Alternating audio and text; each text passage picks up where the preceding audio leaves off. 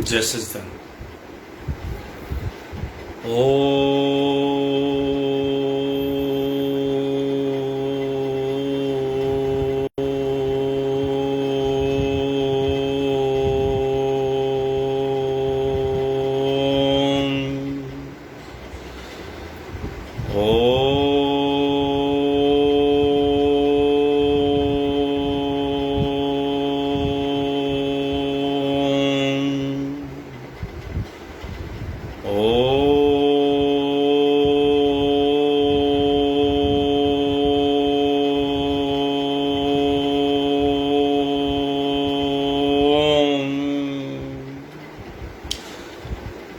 गुरु ब्रह्मा गुरु विष्णु गुरु साक्षात् परमेश्वरा गुरु पार ब्रह्म स्वामी गुरुदेव महेश्वरा। तुम्हें माता च पिता तुम्हें बंधु च सखा तुम्हें विद्या च दर्पण तुम्हें मम देव देव देव वंदो चरण सरोज गुरु मुदमंगलागार। जैसे वतनर होते हैं भवसागर से पार, गुरु जी के सिमरन मात्र से नाशत विघ्न तासे सर्व परम ध्यावत है सब संत।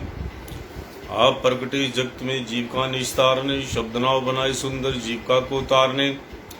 नम्रता और दीनता से भेंट सतगुरु लीजिए, मैं हूँ शरणागत तुम्हारो दास अपना कीजिए। बोलो जयकारा बोल मेरे श्री गुरु महाराज जी की जय। आज 10 अप्रैल 2022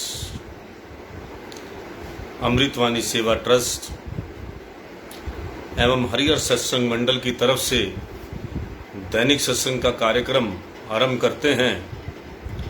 आज का दिन खुशियों भरा दिन है, रामनवमी है। हमारे रामचंद्र जी महाराज जी ने आज के दिन अवतार लिया था। इसी तरह जो है एक और खुशी की बात है हमारे सभी गुरुमुखों के लिए कि आज के दिन हमारे परमहंस अद्वैत मत के जो संत मत की शुरुआत करने वाले परमहंस अद्वैत मत की श्री श्री 108 श्री परमहंस महाराज जी का भी आज अवतरण दिवस है। और आज हम आपको अवतरण दिवस के संत इस संसार में महापुरुषों का अवतरण क्यों होता है और संत मत क्या है, बड़ा शॉर्टकट के अंदर आपको जो है इसको आज आपको सुनना है। और इसे आपको सुनने के बाद बहुत सारी जो भ्रांतियां हैं आपकी दिमाग से दूर हो जाएंगी कि संत महापुरुषों का अवतार क्यों होता है और संत मत है क्या। प्रत्येक युग के इतिहास पर दृष्टिपात करने से विदित होता है कि समय अनुसार महापुरुष संत अवतार पीर पैगंबर तथा ईश्वरीय विभूति कहलाने वाले उच्च कोटि के व्यक्तित्व अंधकार में जगत को सुमार्ग दिखाने के लिए प्रकट हुआ करते हैं। वे संसार में विकृत होते हुए धर्म को पुनः नया जीवन प्रदान करते हैं। उनके जीवन का सर्वोत्तम लक्ष्य होता है जगत की कुप्रवृत्तियों तथा त्रुटियों को दूर करना, निष्प्राण तथा घायल मानवता में प्राण संचरित करना। वह सृष्टि में अंधपुंज विनाशक पापों के समूह का नाश करने वाले सूर्य बनकर प्रकट होते हैं। जैसे सूर्य के उदय होने पर अंधकार नष्ट होता है, सब जगह प्रकाश ही प्रकाश दिखाई देता है, जिसमें अंधकार में रहने वाले कृमि मच्छर कीटाणु आदि नष्ट हो जाते हैं। ऐसे ही संत महापुरुषों के अवतरित होने पर रजोगुण तपोगुण तथा असुरी स्वभाव जगत से दूर होने आरंभ हो जाते हैं और सात्विक गुण अपना शासन स्थापित करता है। उन महान आत्माओं का अवतरण ही केवल ऐसे समय में होता है जबकि जब जन संधारण इंद्रियां तृप्ति और विषयोन्मुखता को ही जीवन का लक्ष्य समझने लगते हैं तथा शारीरिक सुखोपयोग विषय वासना भोग विलास भोग ऐश्वर्य को ही जीवन दायिनी संजीवनी समझ जाता है। सद्गुण ज्ञान तथा आत्मा की उन्नति को जीवन सतम मानने के स्थान पर रजोगुण तामसी प्रवृत्तियां स्वार्थपरता तथा भोग लिप्तता का सहारा लिया जाने लगता है। काम, क्रोध, लोभ, मोह, अहंकार,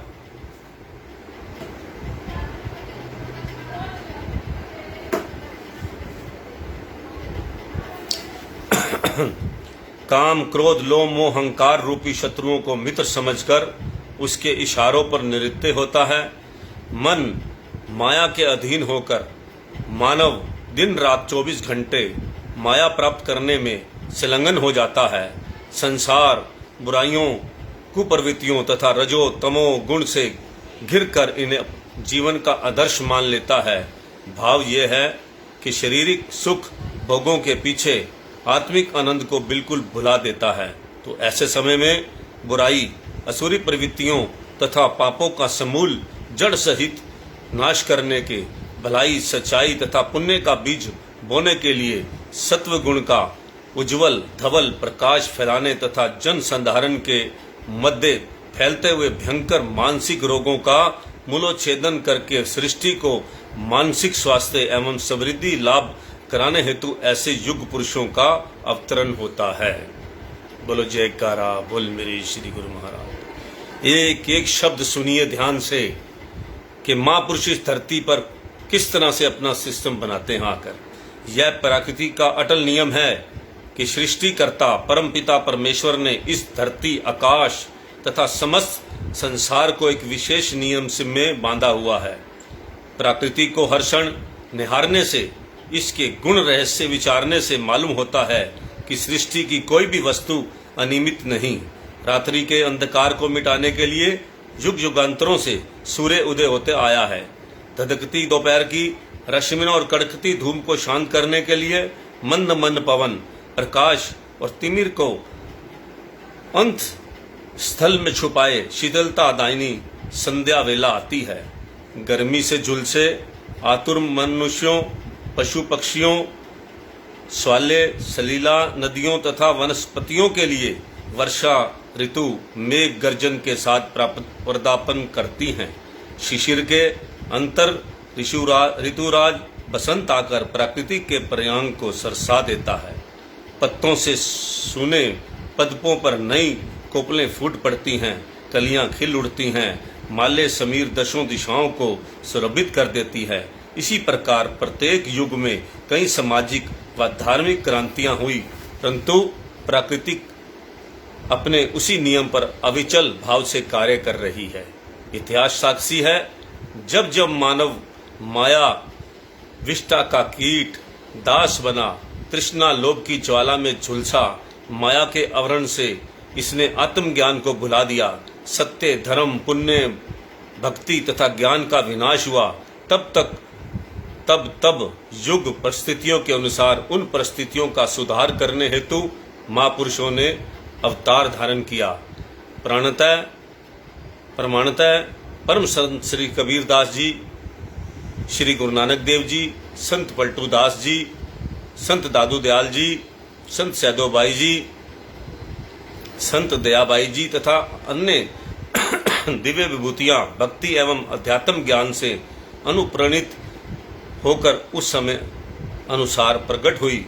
उन्होंने जगत को प्रेम, भक्ति, त्याग, वैराग्य और आत्मज्ञान एवं भजन अभ्यास संबंधी उपदेशों से आत्म संस्कार का पथ दर्शाकर मृत्यु पर सृष्टि में नव जीवन का संचार किया। श्री भगवत गीता में भगवान श्री कृष्ण महाराज जी ने कथन करते हैं, यदा यदा ही धर्मस्य ग्लानि भवति भारत अविद्यानंद तद्यमत। जी आपने सभी श्लोक गीता का सभी को याद है। भगवान श्री कृष्ण जी महाराज फरमाते हैं, प्रत्येक युग में जब जब भी धर्म का पतन होता है, राक्षसी व दुराचारी प्रवृत्तियां प्रबल हो जाती हैं, संसार में दुष्ट तथा धर्मी बढ़ जाते हैं, जब दुर्जन क्रूरता पूर्वक कर्मों से साधु वृत्ति भक्तों तथा महात्माओं को सताने लगते हैं, धर्म परमार्थ सच्चाई व भक्ति के लक्ष्य दब जाते हैं, आत्मिक ज्योति मध्यम पड़ जाती है, कुकर्मियों और अधर्मियों की बन आती है। ऐसे संकट का दुखदायी समय देखकर धर्म सत्य तथा ज्ञान की ध्वजा फहराने के लिए तत्कालीन अनाचारमयी परिस्थितियों को बदलने के लिए स्वयं मैं मानव शरीर धारण करके आया करता हूँ। भगवान कृष्ण जी ने कितने स्पष्ट शब्दों में ये बात कही है कि जब जब धर्म की हानि होती है, जब जब इस धरती पर जो है बुरी प्रवृत्तियां के लोग आते हैं, तब तब मैं आकर जो है उनका नाश करता। श्री रामचरितमानस में भी इस कथन की पुष्टि इस प्रकार हुई है, जब जब होई धर्म की हानि, बढ़ाई असुर अधम अभिमानी, करी अतिथि जाय नहीं बरगनी, सिद्ध ही विप्र धेनु सुर धरनी, तब तब प्रभु धरी विविध समीरा, हरि कृपा निधि सज्जन पीरा। ये बालकांड का कथन है। शिवजी पार्वती जी से अवतरण के विषय में कहते हैं, पार्वती भगवान भक्तिरत जीवों की रक्षा के लिए समय अनुसार अवतार धारण करते हैं। जैसे भक्त प्रहलाद के परित्राण के लिए भगवान विष्णु जी को नरसिंह रूप में प्रकट होना पड़ा और भक्त सैन के लिए नाई रूप धारण करके आ गए। इसी प्रकार परमात्मा स्वयं युग में, हर देश में, हर जाति में धर्मनिष्ठा महापुरुष बनकर अवतार धारण करते हैं। कभी नपित रूप से, कभी नित्य रूप में निर्मित अवतार संपूर्ण बल पौरुष में से संपन्न होकर विशेष युग में न परिवर्तन लाने के लिए ही अयुदित होते हैं।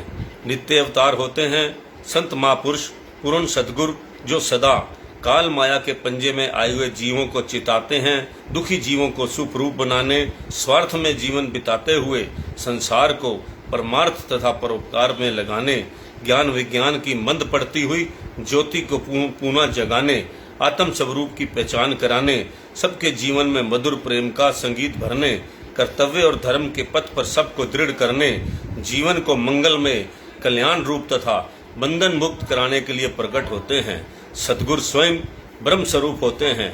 इनमें तथा परमात्मा में कोई भेद नहीं होता। फकीरों का कौल है, हर की खाद हमन शीनी बाखुदा, गो नशी अंदर हजूरे ओलिया। जो कोई परमात्मा के समीप बैठने का इच्छुक है वह संत महापुरुषों की हजूरी में जाकर बैठे, क्योंकि उन महापुरुषों की हजूरी ही परमात्मा की हजूरी है। उनकी पावन संगति ही उनकी समीपता है। वह परमात्मा रूप संत रूप में धर्म, सत्य तथा ज्ञान के अग्रदूत सोई मानवता को जीवन के लक्ष्य का संदेश देने आते हैं। संतों का वचन है, आग लगी आकाश में, झरझर परत अंगार, संत न होते जगत में, जर मरता संसार, जर जाता संसार। भाव ये है, संसार काम क्रोध लोभ मोह की अग्नि में दिन रात 24 घंटे जल रहा है। यदि संत महापुरुष ज्ञान रूपी अमृत न बरसाते तो यह संसार राग द्वेष ईर्ष्या आदि की अग्नि में झुलस जाता। जो तो प्रत्येक देश में समय अनुसार ऐसे महापुरुषों का अवतरण होता ही रहता है, परंतु भारतवर्ष को यह विशेष गौरव प्राप्त है। इस देश में सत्पुरुषों के आविर्भाव को परंपरा शताब्दियों पुरानी है। परम पुरातन काल से ही हमारा भारत आत्मज्ञान और भक्ति का वृत्त स्रोत रहा है। इसी पवित्र भूमि पर ही वेद शास्त्रों के रचयिता, दिव्य ज्ञान का प्रकाश फैलाने वाले ऋषियों ने जन्म लिया। संत महात्मा, ज्ञानी, योगी, सिद्ध, साधक तथा भक्त जनों ने अवतार धारण कर ज्ञान भक्ति की गंगा बहाई, तो इसी धरा पर प्रकट होकर श्री कृष्णचंद्र जी महाराज, श्री रामचंद्र जी महाराज, महर्षि गौतम, श्री वेदव्यास जी तथा ब्रह्मनिष्ठ वशिष्ठ जी ने इसी भारत भूमि पर जन्म लेकर भक्ति के अनुपम रहस्य बताकर इसे गौरवान्वित किया। ऊपर जिन महान व्यक्तियों तथा अथवा संत महापुरुषों के नामों का उल्लेख हुआ है, वह सब भारत में ही विभिन्न युगों में प्रकट हुए। सतयुग, त्रेता, द्वापर तथा पुरातन काली युग में कलयुग इस अमर सत्य के साक्षी हैं। आत्मज्ञान तथा भक्ति संपदा का बुरित भंडार होने के कारण समस्त संसार यहीं से ज्ञान लाभ करता रहा। जैसा कि निम्न श्लोक से स्पष्ट है, पृथ्वी के समस्त मानव प्राणी इस देश के पूर्वजों, विद्वानों और आचार्यों से लाभान्वित होकर अपने चरित्रों का निर्माण किया करते थे। इस दृष्टि से यदि भारतवर्ष को संपूर्ण जगत का गुरु अथवा पद प्रदर्शक कहा जाए तो अनुचित ना होगा। आज के वैज्ञानिक युग में सभी विज्ञान द्वारा अन्वेषित सुख साधनों का श्रेय वेदों को ही है। वेदों में जहाँ ज्ञान विज्ञान, आत्म परमात्मा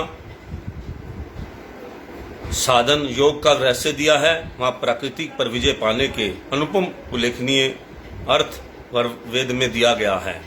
जगत के तथाकथित सुधारकों अथवा संत महापुरुषों के नाम अथवा रूप चाहे भिन्न भिन्न हो, किंतु ध्येय सबका एक ही रहा है, जब जैसा कि ऊपर वर्णन है।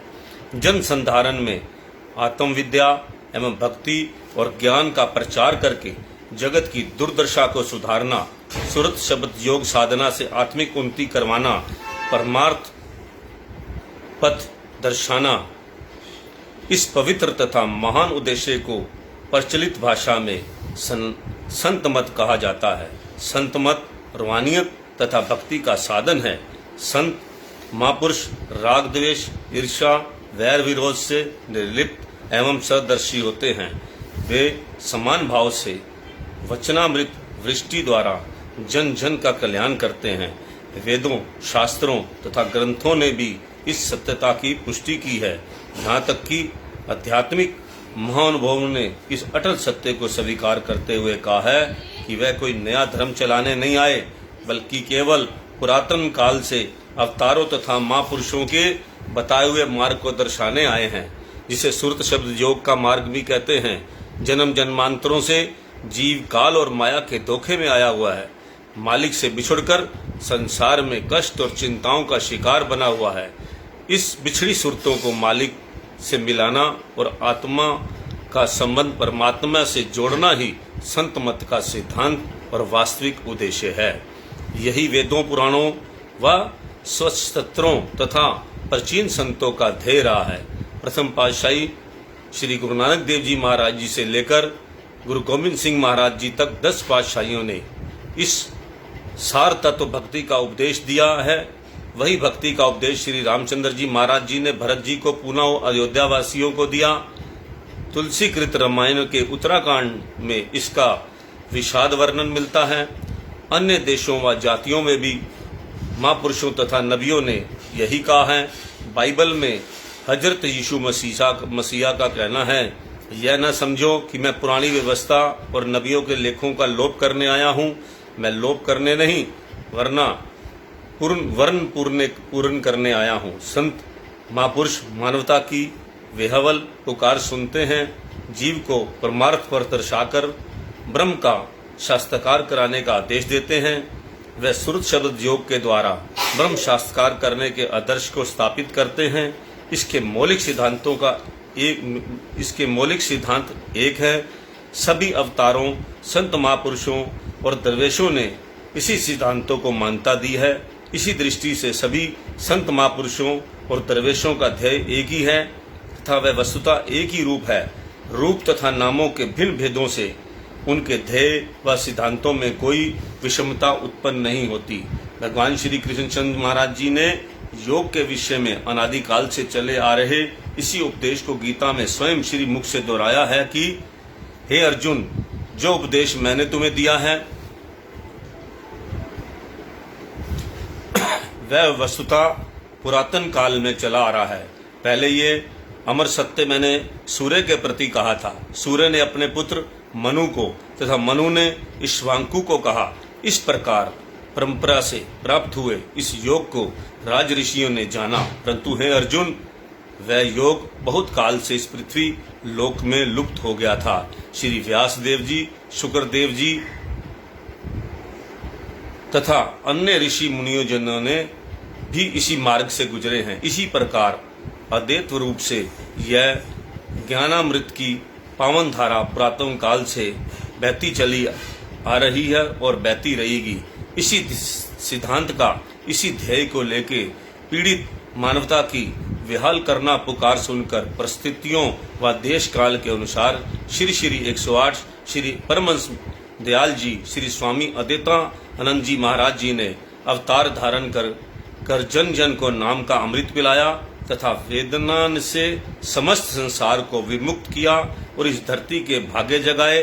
उनके द्वारा प्रचालित श्री परमहंस अद्वैतमत संप्रदाय आज भी विश्व भर के कोने कोने में उनके सत्य रूपी नाम का संदेश जन जन तक पहुंचा रहा है। श्री परमहंस दयाल जी का सरल भाषा में वही उपदेश था जो संत मत के आचार्यों का है। इस प्रकार संत मत परंपरा के अनुसार श्री सद्गुरुदेव दाता दयाल जी ने जन जन को लाभान्वित किया तथा उन्हीं के श्री वचनानुसार उस उदात्त परंपरा को अग्रसर किया जा रहा है। बोलो जयकारा बोल मेरे श्री गुरु महाराज की जय। तो आज हमने वो पूरा विस्तृत ढंग से आपको बताया कि परमहंस जी का अवतार इस कलयुग के अंदर संतों को, इंसानों को, सभी को जो है एक मत पर चलाने के लिए आए हैं। जो कुरीतियां आ चुकी हैं, जो ब्रह्म ज्ञान आ चुका है, उसको फिर ब्रह्म ज्ञान के रूप में सभी को रास्ते पर, ब्रह्म ज्ञान के रास्ते पर लाने के लिए आए हैं। कि जो तरह तरह के लोगों ने अपने आप पखंडबाजियां बनाई हैं सिस्टम में, उससे निकालने के लिए समय पर महापुरुषों का अवतार होता है। इसी तरह आज के दिन, रामनवमी के दिन, हमारे परमहंस जी का श्री 108 श्री परमहंस जी महाराज जी का अवतार हुआ था। और उनकी जो है आज हम सभी को जन्मदिन की बहुत बहुत बधाई हो। और उसके जब उनका अवतार हुआ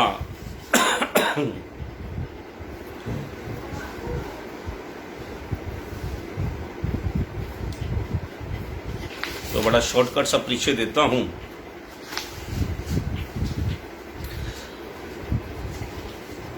परमहंस दयाल जी का 5 अप्रैल सन 1846 ईस्वी तदनुसार 23 चैत्र संवत 1903 रविवार पुण्य पुख नक्षत्र सुकर्म योग में रामनवमी के दिन बिहार की पुण्य भाग्यशालिनी भूमि कस्बा छपरा जिला सारण के उच्च ब्राह्मण कुल पाठक वंश में अवतरित हुए। आप जन्मजात अवतार तथा महापुरुष थे। आपके पिता श्री तुलसी राम जी पाठक अत्यंत सुशील और परोपकारी थे। जब संबंधियों ने श्री परमहंस दयाल जी के जन्म उत्सव मनाने के लिए उन्हें कहा तो आपके पूज्य पिताजी ने फरमाया, हमारे घर में जन्म उत्सव मनाने की ऐसी क्या विशेषता है। आज के दिन तो संपूर्ण भारतवर्ष में ही राम जन्म उत्सव का आनंद पहले ही मनाया जा रहा है। वास्तव में यह रामनवमी महोत्सव त्रेता युग में अवतार श्री रामचंद्र जी के अतिरिक्त युग की पुकार सुनने वाले युग पुरुष श्री परमहंस दयाल जी का जन्म महोत्सव था। तदनुसार पिताजी ने आपका शुभ नाम राम रूप और राम नारायण रखा। वे आपको प्यार से राम याद भी बुलाते थे। यथा नाम तथा गुण बड़े होने पर यह बात आरक्षण सत्य सिद्ध हुई। आपके घर पर हर वर्ष, हर घर में, आपके जन्म पर हर घर में हर्ष ही हर्ष छा गया। आनंद ने डेरे जमा दिए, परंतु पिताजी के लिए प्रसन्नता अधिक समय से न रह सकी। तो इस तरह हमने आपको बड़ा शॉर्टकट में परमहंस जी का परिचय दिया है। इसी तरह आगे भी देते रहेंगे।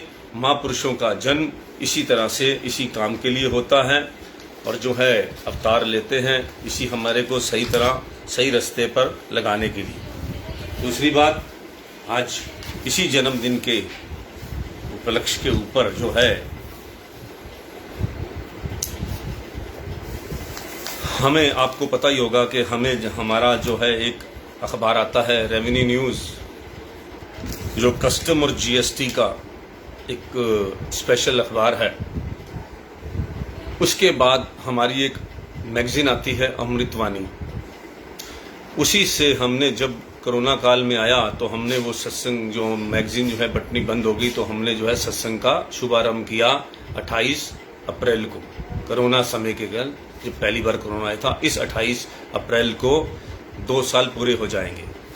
आज बहुत समय से मेरी एक समय की पुकार थी, मेरी पुकार नहीं, समय की पुकार थी, वक्त का तकाजा था कि मैं ये बहुत लंबे समय से सोच रहा था कि हमें जो है एक पॉलिटिकल अखबार लोगों की जनहित के अंदर एक निकालनी चाहिए, जो देशभक्ति के आज के तरह के अखबार से कुछ अलग हटकर हम निकालना चाह रहे हैं।